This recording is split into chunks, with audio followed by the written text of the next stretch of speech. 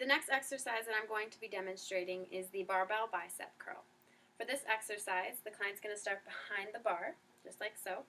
They're going to come down, pick up the bar, and the initial positioning is going to start with the knees slightly flexed, shoulders hip-width apart. Again, sternum up, pointing upward to the sky, and throughout the exercise, engaging the core.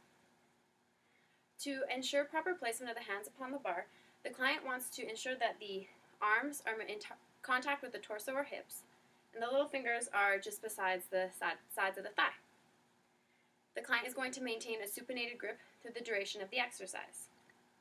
This is going to be the beginning position of the exercise, ensuring full extension of the elbows. The client is now going to be working up into the concentric contraction. For this to occur, the client needs to ensure that they are flexing at the elbow joint to bring about the action.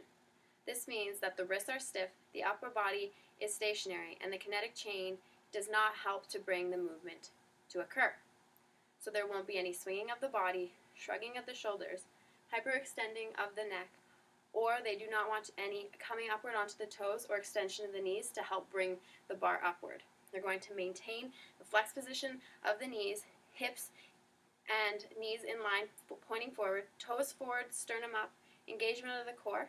They're going to flex at the elbow, and they're going to come up to the anterior deltoid.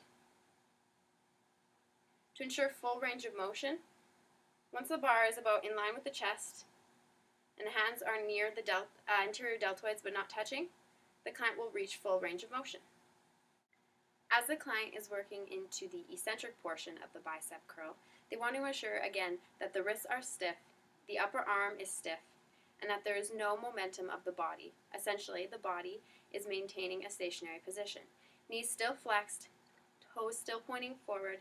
When they come down to the bottom of the eccentric position, they don't want the bar to bounce off the thighs. They also want to ensure that the full range of motion is achieved at the bottom by fully extending the elbows, but not hyperextending. They're going to come down all the way to the bottom.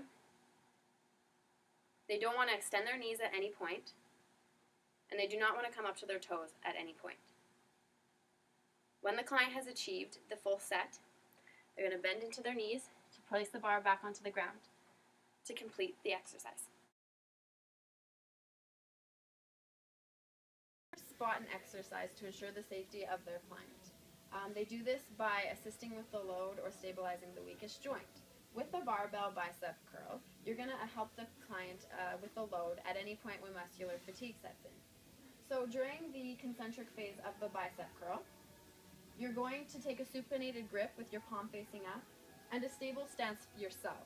No extension of the knees, slightly flexed.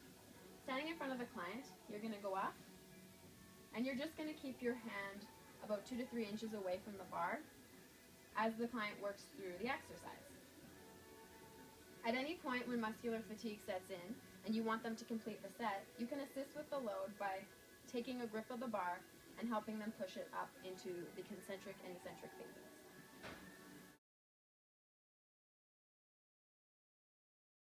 Cueing a client is a successful way to ensure that they're maintaining proper technique throughout the exercise. So when you're doing the barbell bicep curl, ensure that the client is maintaining a stationary position throughout the rest of the kinetic chain, besides initiating the movement from the elbow joint in order to target the bicep muscle. So when muscular fatigue sets in, you'll notice when the shoulders begin to shrug, the knees are no longer flexed, they're now extended. Other portions of the body for momentum. So what you're going to do is you're going to either proprioceptively or verbally cue the area that you want to engage. Get Adam to do a couple reps for us right now. So once muscular fatigue sets in, and you'll notice because he can't keep stationary position in other parts of the kinetic chain, you can verbally or proprioceptively cue the area that you wish for them to engage by touch or, as I said, verbal cue. Verbal cues will also help to work to ensure that proper positioning of the feet, hips, shoulders, and head is maintained throughout the exercise.